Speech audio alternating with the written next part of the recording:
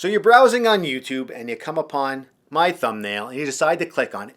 Thanks, by the way, appreciate it. And you discover it's a video about camera gear. Big shocker, the guy with a filmmaking and a camera gear channel is once again talking about camera gear. Well, I'm not going to apologize for that because I love me some camera gear. Hopefully, you love camera gear as well. And in this video, we're going to take a look at some of the gear I bring with me on my camping videos.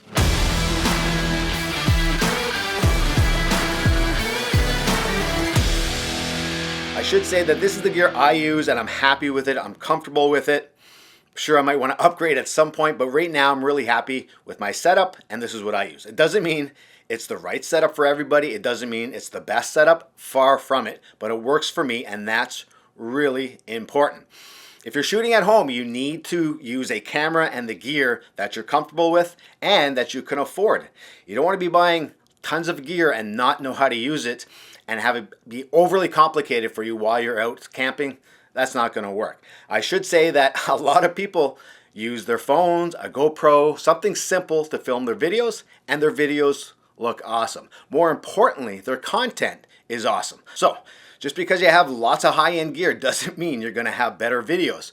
For me, I like to think the most important thing is the story and your personality. And we all know that there are some great videos out there where the camera work is not fantastic. They don't show you a lot of great shots. But the people making the videos have great character and they're very interesting to watch and their story is fantastic. So the gear is important, but the story is the most important thing. So first off, let's talk about the camera I use. My main camera is the Sony a6400. It's a mirrorless camera from Sony. It's also an APS-C camera.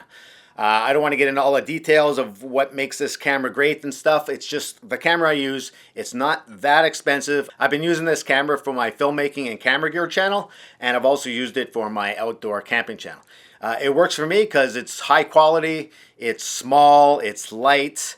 It's not expensive, so if something does happen to it, it's not the end of the world, but I'm also very happy with it. The quality is pretty good. It gives me 4K footage. It allows me to take photos. So it works on a bunch of different levels. For me, having a camera that you can change the lenses was very important. Right now, I'm shooting on the camera. I'm not showing it to you. It's filming this video right now, and I have one of my favorite lenses. It's a zoom lens. It's a 16 to 55 Sony 2.8 lens. It allows me to get some really good footage. You can zoom in on stuff, you can get a wide shot. It's kind of versatile that way. You can get some really nice bokeh, and it's something I really like in my videos. You might notice a lot of people do that. The background is really out of focus, and with this lens, it's fast enough that I can do that. So I really love this camera and this lens setup. Another lens that I take with me on most of my trips is the Sigma 16mm lens. This is one of the first lenses I bought, and I'm very, very happy with. It's a prime lens, means you can't zoom, and 16mm is what you get. It's equivalent to around 24 on my camera, which is decent. But the big thing about this lens is that it opens up to f1.4, which just means it lets in a ton of light. So if you're filming at nighttime, this is great. This lens will really allow you to get some good shots at night where you don't have to crank up your ISO and you get some really grainy shots. This is going to let you get some nice shots. Even though my camera isn't full frame and doesn't have a large sensor, this lens itself really helps to get those shots at night. And if you're doing any kind of astrophotography or nighttime time lapses, this thing is awesome. I put this on and I take the videos. It doesn't give you grainy footage because the lens is really fast and allows a lot of light into this lens. It's a little heavy for a canoe camping trip, but I find this, along with my lens that I'm using right now, to work really, really well together. And I normally use the zoom lens that I have on now for most of my trip. And then at nighttime, once it starts to get a little bit dark, I pop this lens on. It gives you some nice sunset shots, some nice water shots, and if you're going to be talking by a campfire, this is a really good lens for that. You really don't have to have a lot of light. You can use the campfire light to light you, and it's great. It's a fast lens, and it's not that expensive, so I take this lens along with my zoom lens, and for the most part, I'm happy with that setup. So other than my Sony camera, the next camera I use the most is probably the DJI Action 1. Which is right here. It's very much similar to a GoPro. It does almost everything that a GoPro does. It has two screens so you can look back while you're videotaping. which is very important. I most recently bought the Action 2, which is very similar to this one. The quality is a little bit better, and this is actually a much smaller camera. It comes with modules, so if you want to just use the camera, you can. If you want to use the module with a screen, you can. I bought the most basic, and I actually bought it when the newest version of the camera came out, which is the Action 3. I may upgrade to the Action 3 in the future, but I got a really good deal on the Action 2, and the quality is somewhat similar, and all the bugs, for the most part, have been worked out in the Action 2, so I'm pretty happy with this. So this one here, the Action 2, I'm going to hook up to the Canoe, hook up the very simple stuff. If I just need to put a camera somewhere small, this will work really, really well, especially on the Canoe. You can really set up interesting shots. They're waterproof, so you can put them in the water, get some shots of paddling. The fish, although the fish don't like to come near me, they really don't like me. But for the most part, you can still get some really cool shots underwater with these cameras. Another camera that I do take with me sometimes on my camping trips is the DJI Pocket 2. You know I love this camera. I've made lots of videos about this camera, using this camera. So for me, it's just a natural fit to bring this camera with me on my camping trips. It's a tiny little gimbal and a tiny little camera. It's very, very small, very light, and it gets you great footage. The quality is not as good as my Sony camera, and I do have a larger gimbal for that camera, but it's not something I want to bring on these camping trips because it's too bulky, it's too big, and if something happens to it, you know what, it's a value that I risk losing because I damage it while out camping. This little guy is affordable. It's small, it's light. You do have to be careful because it's delicate. It's not a sports camera. It's not a GoPro or a action camera. You really need to be careful with it, but it can give you some fantastic results. It's got a nice smooth gimbal. So if you want to get really nice shots and get really creative, you can do that. I do find that I don't always bring it with me because sometimes if it's bad weather, I'm worried about damaging this camera. And you have the other cameras to work with. So sometimes I don't bring it out, and sometimes I really regret that when I get back because there are certain shots where you're like, wow, I really wish I got the gimbal camera out and got some really smooth footage. You can slow things down with this camera. You can do time lapses. You can do motion lapses. You can do a lot of stuff with this camera. One of the most important aspects of a good video is good audio. If you don't have good audio, the video is really going to suffer. Now this mic here is the Rode Video Micro. It's a tiny mic. It's got a little dead cat on it. Very, very simple mic. And this is what I use almost all the time. I do have better microphones that I'll use in the studio or something like that. But when I'm out on a canoe trip, a hiking trip, anything like that where I'm out and I cannot bring any big microphones, and you don't really want to bring a big microphone, this thing is awesome. I mean, it doesn't take a battery. It always works. You plug it into your camera and you're good to go. The fact that it doesn't have a battery is really, really good because you don't have to worry about changing batteries or charging this microphone. You plug it in and it works. It might not be as good as the bigger microphones, but I'm telling you, it's very, very close. And the fact that it's so small, so light, so easy to use, this is one of the best mics, and I'm glad I take this everywhere.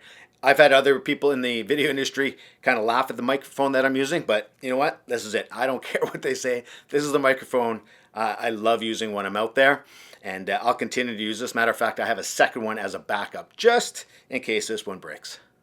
Okay, so let's talk about using a drone. I absolutely love using a drone to get some great shots, get really creative, get some really wide angle shots, some landscape shots. I absolutely love it.